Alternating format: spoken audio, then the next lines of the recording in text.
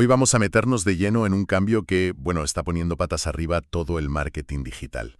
Hablamos de cómo la inteligencia artificial generativa está reescribiendo por completo las reglas del juego del SEO. Sí, y para analizarlo bien nos vamos a apoyar en un artículo que me ha parecido súper completo de William Kammer, que es el vicepresidente de SEO en la agencia de Neil Patel. Se titula «Cómo hacer SEO para la IA generativa» y la verdad es una hoja de ruta muy clara. Y la misión de hoy es súper práctica. Queremos sacar de ahí herramientas, estrategias, algo que cualquier especialista en marketing pueda aplicar ya en los proyectos de sus clientes. No es solo teoría. No, para nada. La idea es saber cómo actuar para que el contenido no solo aguante el tirón, sino que salga ganando en este nuevo buscador. Exacto. Y es que, para entender las soluciones, primero hay que tener una foto muy clara de cómo ha cambiado el terreno de juego. Totalmente. A ver, vamos a desgranarlo. Lo que hace un par de años nos sonaba a ciencia ficción, el contenido generado por IA, hoy es nuestro día a día. Usamos ChatGPT, Gemini, Perplexity, están en todas partes. Y lo más importante es que los buscadores, con Google y sus AI Overviews a la cabeza, ya te dan el resumen hecho. Y esto empuja los resultados de toda la vida, los orgánicos, pues cada vez más para abajo. Precisamente. Y esto nos lleva a la pregunta que se hace todo el mundo en el sector y que el artículo de Kammer va de frente a por ella. ¿Nos está robando tráfico la IA? Esa es la pregunta del millón. Pues la respuesta corta es que depende. ¿Está desviando una parte? Sí, pero es más complejo. No está reemplazando la búsqueda de siempre. La está, digamos, interceptando. Interceptando, me gusta esa palabra. O sea, no es que la gente deje de buscar, es que encuentra lo que quiere antes de llegar a nuestras webs. Exacto. Y según el artículo, esto no afecta a todos por igual, ¿no? ¿Quiénes son los que están, pues, más expuestos a este cambio? Claramente, el contenido de tipo informativo. Pensemos en el proyecto de un cliente, un blog de cocina, por ejemplo. Antes, alguien buscaba cómo hacer gazpacho y hacía clic en tu receta. Claro. Ahora, Google le planta la receta directamente en un resumen. Y esto afecta de lleno a medios, a sitios de reseñas, a plataformas educativas, vamos, a todo aquel cuyo negocio sea resolver una duda de forma rápida. Vale, y aquí es donde la cosa se pone, para mí, muy interesante para un profesional del marketing, porque esto cambia las métricas por completo. El artículo habla de algo curioso. Bajan los clics, pero las impresiones se mantienen, incluso suben. Sí. ¿Cómo le explicamos a un cliente que eso puede ser bueno? Pues ese es el gran cambio de chip que hay que hacer. Hay que empezar a valorar lo que podríamos llamar la impresión asistida por IA, como un nuevo KPI, como una nueva métrica. Una impresión asistida por IA, vale. Claro, que la IA cite la marca de tu cliente como la fuente en su resumen es una validación de autoridad potentísima. Es pasar de medir el tráfico directo a medir la influencia. A lo mejor ese usuario no hace clic hoy, pero si ve que recetas de la abuela siempre es la fuente fiable, el día que quiera comprar un libro de cocina, ¿en quién va a pensar? Es un juego a largo plazo. Totalmente. Menos clic inmediato, pero más construcción de marca. Esto implica, claro, recalibrar las expectativas del cliente y cómo le presentas los informes. Exactamente.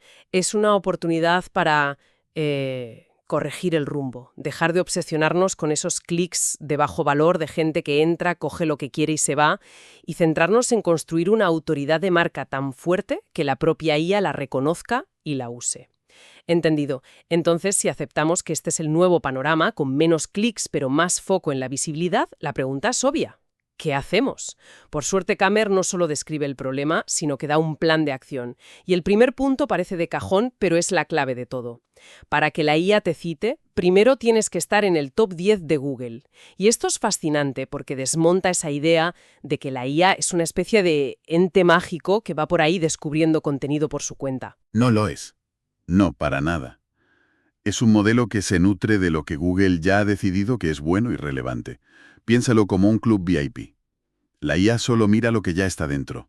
Si no estás en esa primera página, para la IA, sencillamente no existes. O sea que el SEO de toda la vida no es que haya muerto, es que ahora es la fase previa. Es la clasificación para poder jugar la final. Justo. Pero entonces, si el SEO tradicional sigue siendo la base, ¿qué ha cambiado de verdad? ¿Siguen valiendo las mismas tácticas o hay que ajustar el tiro para llegar a ese top 10? Gran pregunta. Las tácticas base siguen ahí. pero su importancia, digamos, ha cambiado. Y aquí es donde el artículo insiste muchísimo en el concepto EEAT.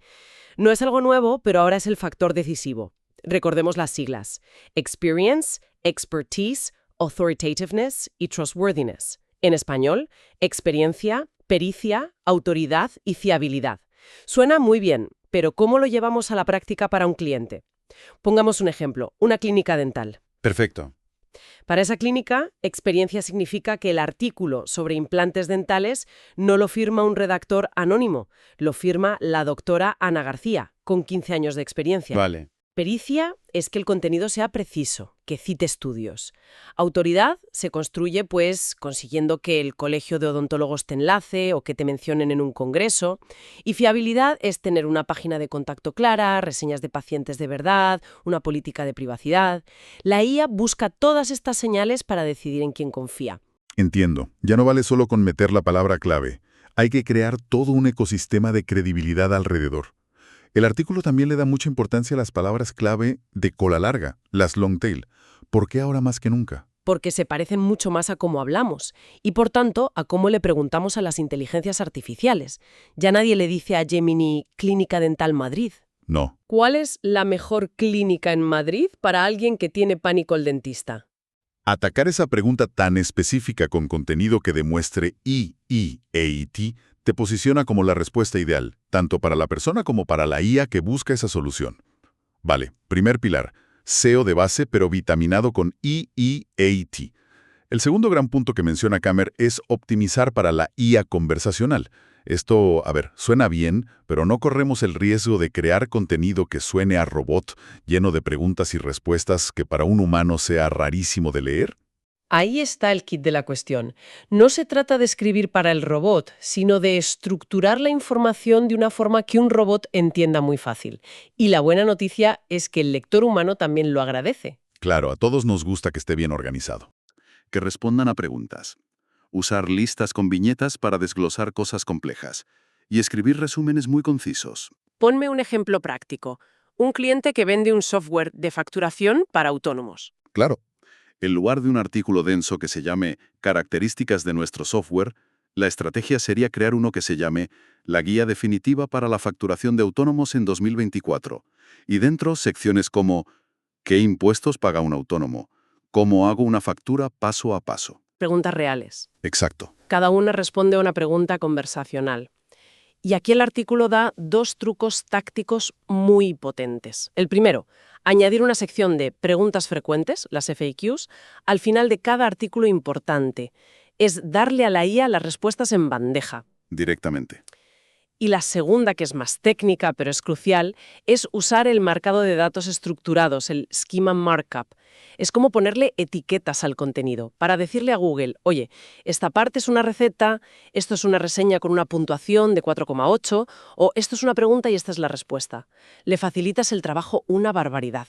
Le estamos dando la comida ya masticada, básicamente. Básicamente. Y llegamos a la tercera estrategia, que para mí es un cambio de paradigma total. Priorizar las menciones de marca sobre los backlinks. Llevamos años viviendo bajo la obsesión del link building. ¿De verdad está perdiendo tanto peso? No es que pierda peso, es que le ha salido un competidor muy, muy fuerte. Antes, un backlink era un voto de confianza, era explícito y se podía contar. Ahora, la IA es capaz de entender el contexto a una escala brutal. Ujú.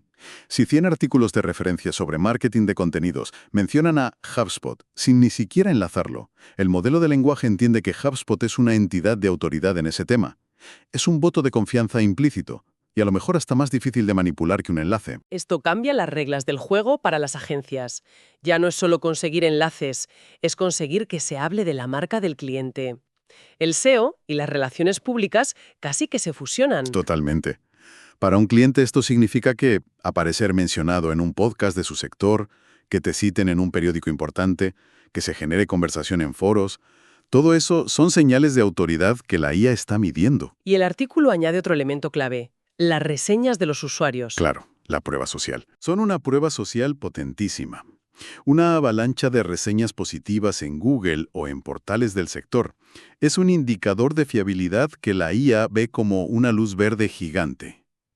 Bien, el panorama es complejo. SEO de base, contenido estructurado para conversar, construir autoridad de marca. Pero ante todo esto, Kammer plantea que algunos, imagino que un poco abrumados, han tomado una decisión radical: bloquear a los bots de IA, como el de OpenAI, para que no lean su contenido. ¿Es una pataleta o es una estrategia que tiene sentido? Pues puede ser las dos cosas. El artículo lo analiza de forma muy lógica. Depende totalmente del modelo de negocio de tu cliente. Si tienes un medio de comunicación con muro de pago como el New York Times, tiene todo el sentido. Claro. Tu contenido es tu producto, no quieres que una IA lo resuma gratis. O si tu contenido es privado o propietario, pues lo mismo. Lógico, si vendes información, no la vas a regalar. Pero, ¿y la inmensa mayoría de negocios? ¿Un e-commerce? ¿Una empresa de servicios? ¿Un negocio local? Todos dependen de que la gente los encuentre en Google. Para ellos, bloquear a la IA es, como dice el artículo, pegarse un tiro en el pie. La decisión es muy clara. Si la IA no te puede leer a ti, va a leer y a citar a tu competencia. No deja un hueco, no hay vacío. No hay vacío. Al bloquearla no estás protestando, estás desapareciendo de la conversación más importante que hay ahora mismo en Internet. Estás cediendo tu espacio, tu visibilidad y tu autoridad a quien sí quiera jugar. Es elegir entre ser parte de la respuesta o ser irrelevante. Dicho así, parece bastante claro. Y mirado un poco más allá, ¿qué nos dice el artículo sobre lo que viene? ¿Es esto el final del camino o solo una parada? Es solo el principio. Kammer menciona que ya están apareciendo nuevos disruptores, como los SearchGPT, que son motores de búsqueda nativos de IA. Prometen combinar la conversación con búsquedas en tiempo real y una personalización mucho mayor. Más presión para Google. Mucha más. Le obligará a evolucionar aún más rápido. Y para los profesionales del marketing, pues esto significa que hay que prepararse para un futuro donde la búsqueda sea todavía más dinámica y conversacional. Y aquí llega la pregunta que nos hacemos todos. ¿Con este panorama seguirá teniendo sentido invertir en SEO? ¿No llegará un punto en que la IA lo haga todo y nuestro trabajo sea, pues, redundante? Al contrario. La conclusión del artículo es que el SEO va a ser más importante que nunca, pero va a evolucionar. Los principios de siempre, contenido de calidad, autoridad, buena experiencia de usuario, van a seguir siendo la base. La materia prima. La materia prima. La IA no crea de la nada. Necesita fuentes fiables y bien estructuradas. Nuestro trabajo como especialistas ya no es solo optimizar para un algoritmo que clasifica, sino optimizar para un algoritmo que resume y sintetiza. O sea que el consejo final para un profesional no es tirar a la basura lo que sabe, sino añadirle una nueva capa, adaptarse. Exacto. Las marcas, los proyectos que empiecen ya a experimentar, que sean proactivos optimizando para estas nuevas interfaces y que entiendan la importancia de la autoridad de marca, van a tener una ventaja competitiva enorme. El que se quede esperando a ver qué pasa, se va a quedar muy atrás. Vale, pues hagamos un resumen con las claves prácticas. Lo que un especialista en marketing digital debería llevarse de esta charla para aplicar ya. Primero, Estar en el top 10 de Google ya no es el objetivo. es el ticket para poder entrar en el partido. Es el requisito mínimo, sí. La autoridad, el famoso EEAT, es la nueva moneda de cambio. Hay que demostrar con hechos, no solo con palabras, que eres una fuente experta y fiable. Y tercero, hay que estructurar el contenido como si fuera una conversación. Preguntas claras, respuestas directas para que la IA lo pille fácil. Es un cambio de mentalidad, ¿eh? Profundo. Estamos pasando de una estrategia de caza de clics a una de construcción de reputación. El objetivo ya no es solo que te visiten, es convertirte en la fuente de referencia a la que la propia IA acude cuando necesita la mejor respuesta posible. Ser tan bueno que no quede más remedio que citarte. Exacto.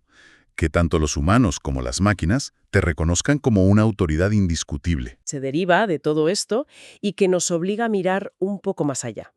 A medida que la IA se consolida como la gran curadora de información, es inevitable que desarrolle sus propios sesgos, basados en los datos con los que se entrenan. Y esto nos lleva a una pregunta estratégica fundamental. ¿Cómo deberíamos adaptar nuestras estrategias no solo a lo que la IA valora hoy, sino a los sesgos que podría desarrollar mañana? ¿Qué pasará cuando la IA empiece a preferir sutilmente ciertos estilos de redacción, ciertos formatos o incluso ciertas estructuras de argumento sobre otras? ¿Cómo podemos, como estrategas, anticiparnos a esa evolución y no ir siempre un paso por detrás?